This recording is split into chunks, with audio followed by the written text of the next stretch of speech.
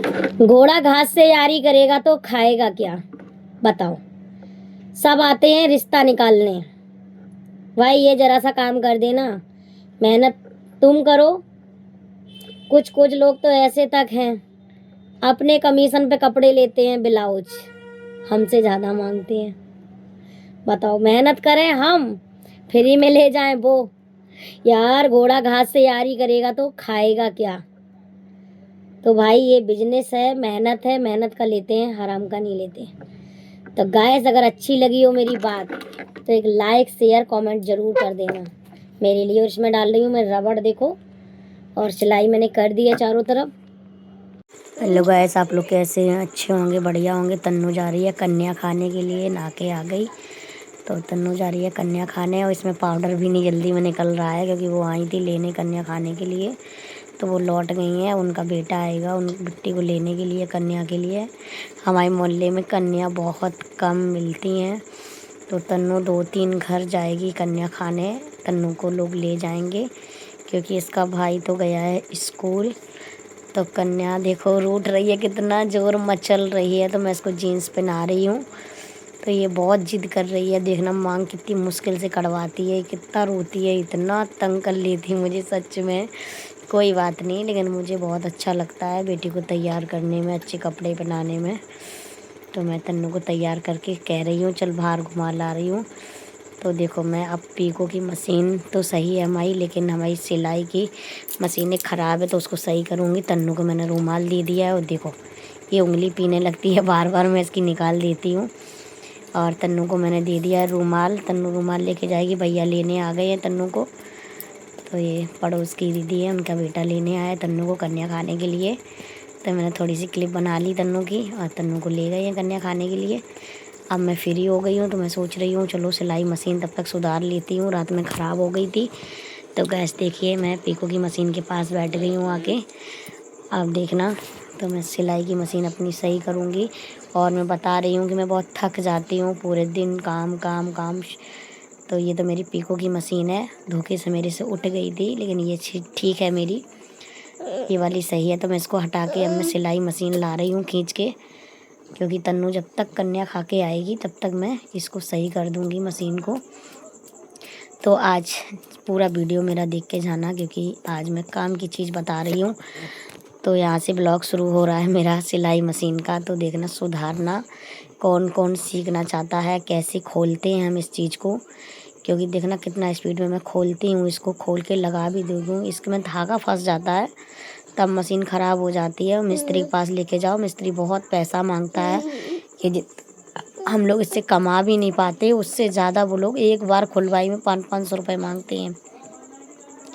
तो देखो हम क्या करते हैं, इसको खोल के पूरा इसका छल्ला, देखो कितना गंदगी लगी है, सूती कपड़े साफ़ कर रही हूँ। फिर इसको बुरुश से साफ़ करूँगी। बुरुश से क्या होता है, छोटा छोटा धागा दतुआ में फंसा होता वो भी निकल के आ जाता। और सारे जो ग्राहक के कपड़े पन्नी में टंगे हुए हैं, तो कस्टमर के कपड़े देने होते हैं अर्जेंट में, और मुझे 2 दिन बाद कहीं जाना है क्योंकि मेरे फूफा जी ख़त्म हो गए थे, उनकी 13वीं है। तो इसलिए मैं सोच रही हूँ जितना सिलाई आई है सबको फ्री निपटा दूँ जल्दी से। तो जिस सब औजार मैंने खोल के रख दिए हैं, खोल के जितना सारा पूरा मशीन खोल दूँगी आज, और बुरुश फिरा दूँगी। क्योंकि गला बकरम से बनाते हैं ना, तो बकरम में क्या होता है, छोटा छोटा सा तिनका सा निकलता है, उसको मुझे हट मशीन में जाके फंस जाता है, मशीन ख़राब कर देता है।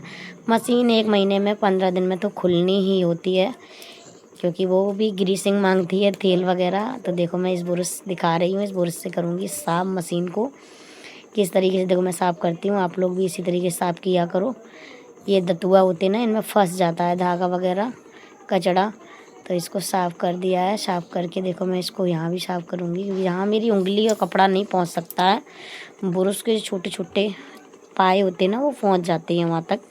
तो ये मेरी पूरी साफ़ हो चुकी है। मैं इसमें अब तेल डालने का काम करूँगी अभी थोड़ी देर में। देखना, तो मैं उठा रही हूँ तेल कुप्पी, इसमें मैं तेल डालूँगी। इसमें तेल कम है, ये ख़त्म होने वाली है, दूसरी एक और रखी है उससे डालूँगी। देखो ये तेल ख़त्म हो गया है इसमें, अब इससे डाल रही हूँ, क्योंकि तेल बहुत ज़्यादा मैं पिलाती हूँ मशीन को जब ये मशीन अच्छे से चलती है। तो देख सकते हो गाइस, इस तरीके से ही तेल डाला करो, ज़्यादा से ज़्यादा मशीन अच्छी चलेगी। और जितना ज़्यादा तेल अच्छा डला होगा तो मशीन कभी बिगड़ने का चांस ही नहीं होता है। थोड़ा कचड़ा वचड़ा फंस जाता है, उसको साफ़ कर दिया करो हफ्ते में, महीने में। तो देखो जिससे हम लोग काम करते हैं उसको अच्छा रखोगे, साफ़ सुथरा रखोगे तो अच्छा काम चलेगा। तो गैस देखिए मैंने साफ़ करके रख दिया है। अब मैं इसका काम करूँगी मशीन।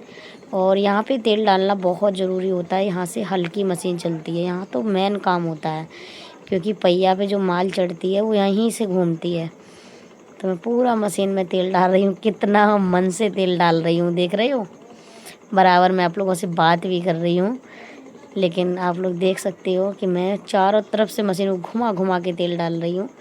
और इस तरीके से ही डालना चाहिए आप लोगों को। मैं इसको भी खोलूँगी, इसका मुखड़ा, ये मशीन का चेहरा होता है। इसको देखो साफ़ करूँगी बुरुश से, इसमें भी तेल डालूँगी। ऊपर से जितना भी तेल डाल दूँ उतना पर्याप्त नहीं हो पाता, क्योंकि तेल हम डालेंगे सामने से पूरा पूरा पाइप में, क्योंकि इसमें तेल डाल देते ना तो ये मशीन कटती नहीं है, घिसते नहीं है पुर्जे। तो ज़्यादा से ज़्यादा तेल डालना चाहिए। और ये फ़ायदा क्यों उठा रही हूँ, तन्नू कन्या खाने गई है, एक आए थे भैया जी ले गए हैं, और तब तक अब मेरी देखो सही चलने लगी। बिल्कुल हल्की मशीन में चला के ट्राई कर रही हूँ, कितना मेरा हल्की मशीन चल रही है। अब मैं इसको तेल डालूँगी इसमें, अब बोल्ट कसने वाली हूँ। तो सब औजार मैं जल्दी जल्दी फिट करूँगी, फिट करके और फटाफट मैं मशीन को लगा दूँगी इसको। और देखो मैं कितना स्पीड में मैं बोल्ट वोल्ट कस रही हूँ, क्योंकि देखो तन्नू आने वाली होगी, तो मैं जितना जल्दी काम ख़त्म कर लूँ उतना ही अच्छा रहेगा। तो देखो कस दिया है मैंने, कस के अब मैं तुम्हें बताऊंगी लगाना मशीन के अंदर। शटल भी लगा दी उसमें मैंने, शटल जिसमें फंसाई जाती है उसको पहले लगाना होता है। आप देखो ऐसे करके, जिसको नहीं लगाना आता है तो मैं बारीकी से सब चीज़ दिखा भी रही हूँ आप लोगों को कि मशीन को कैसे लगाना चाहिए। सुई हमेशा ऊपर रहनी चाहिए। देखो सुई मैंने ऊपर निकाल ली है पूरी, और एक साइड से जब तक अच्छे से फंस ना जाए तब तक सुई डाल के बार बार देखना पड़ता है कि कहीं सुई फंस तो नहीं रही है। अगर एक ज़रा सी गलती हुई, 10 रुपए की सुई एक हाल पट टूट जाएगी, ख़राब हो जाएगी फिर से मशीन। तो मैं चला चला के सुई डाल के देख रही हूँ कहीं फंस तो नहीं रही है, तब बोल्ट कसूँ। तो मेरा क्लियर अच्छे से आ गया है, फंस गया है जी, सेट हो गया है उसमें। जब सेट हो जाता है तो सुई तुरंत जाएगी, कोई दिक्कत नहीं करेगी।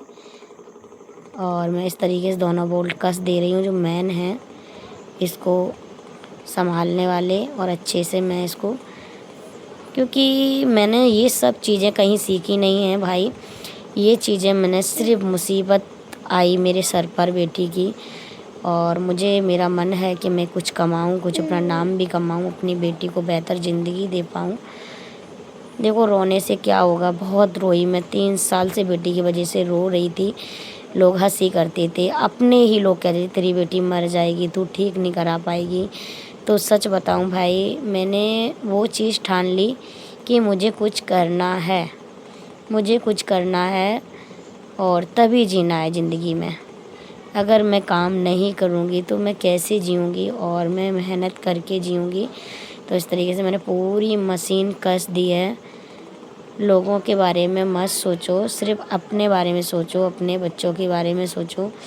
तो गाइस आप लोग देख सकते हो कि मैं कितना मेहनत करती हूँ, और मेहनत से तो मैं कभी नहीं डरी हूँ। बचपन से लेके आज तक मैंने बहुत मेहनत की है। शायद जो मेरे नज़दीक करीब मेरी फ्रेंड हैं, मेरे माँ बाप हैं, वो मुझे बहुत अच्छे से जानते हैं।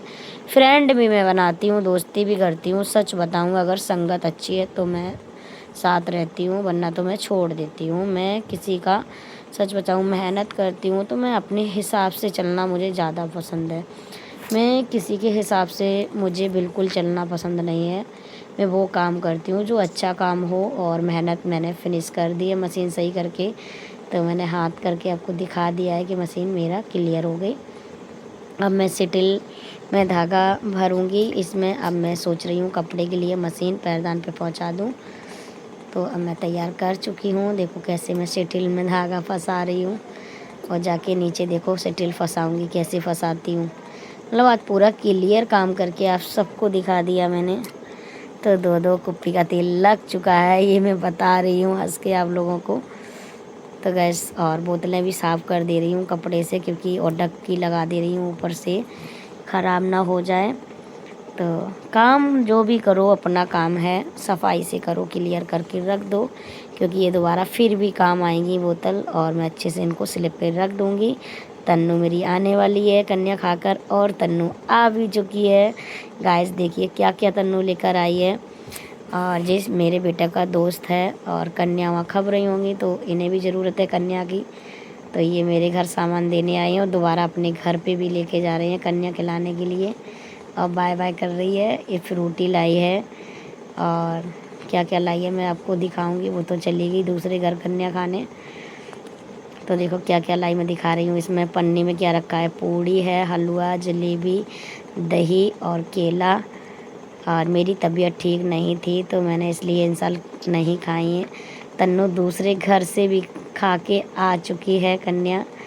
इनके घर से मिले हैं 10 रुपये, और एक कुरकुरा, पूड़ी, हलवा, चना। देखो कैसे मुस्कुरा रही है। आज ये खूब टीका लगा के घूम रही है, और इसने महावर भी इनके घर पर लगाई गई है तन्नू के। देखो कितनी अच्छी महावर लगा के आई है जी। तो तन्नू देख रहे हो कितना खुश है, मस्त है। और तन्नू को खिला भी रहा है। अच्छा लड़का है, मेरी बेटी का बहुत ख्याल रखता है। कहीं मंदिर में भी मिल जाता, वहाँ भी खिला